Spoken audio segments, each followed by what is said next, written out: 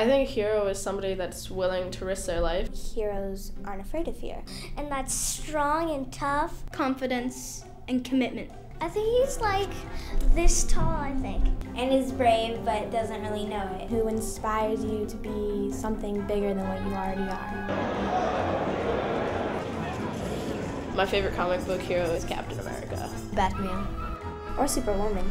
Green Lantern, Spider-Man, or Wolverine. Wonder Woman and Superman. I just know they're just people in costumes. The firefighters and policemen. Doctors, yeah, they're hero. Teacher. Soldiers fighting in a war, they're very heroic. Veterans. People that fight in the Army and the Navy. Soldiers expectantly, yeah. My great-grandpa, who was in the first group to parachute behind enemy lines. My uncle, he went to war and died in Iraq.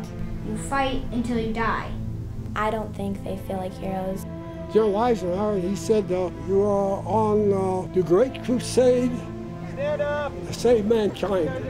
We just willingly went ahead and did what we did do because we were all in it together. I was in Vietnam about three tours. I deployed in December of 2002 to Iraq. I was part of VMTV 232, the Flying Red Devils. And the Japanese, they didn't like us being based at Pearl Harbor. We were alerted to go to Midway Island. We went into Normandy, Deep West 4.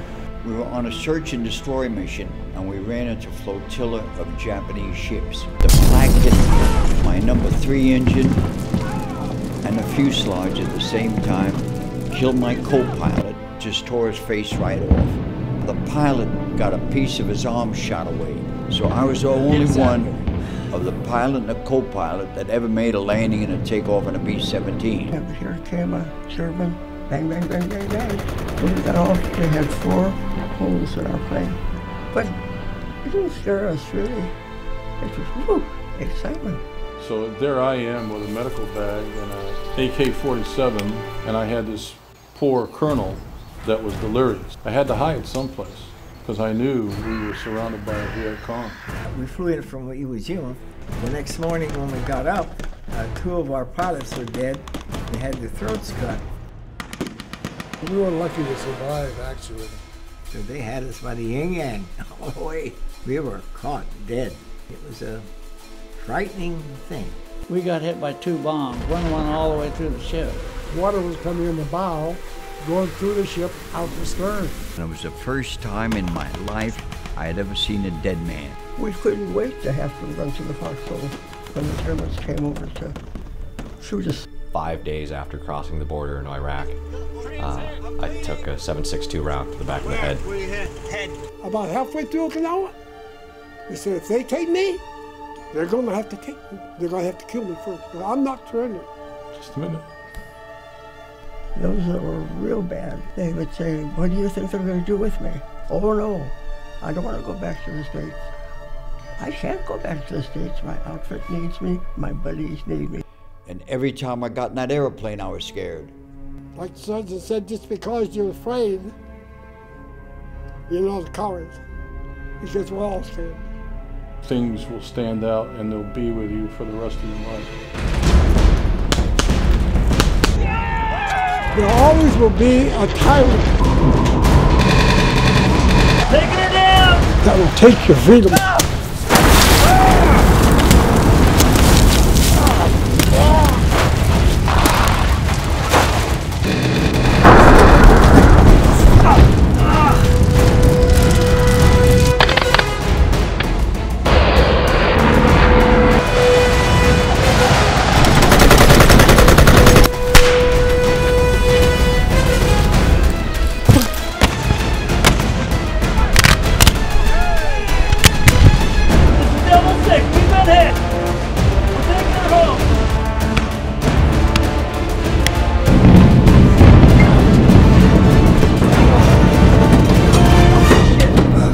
Pride and my patriotism has kept me going.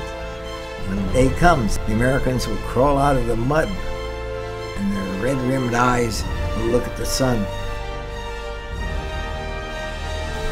And they will remember they're Americans.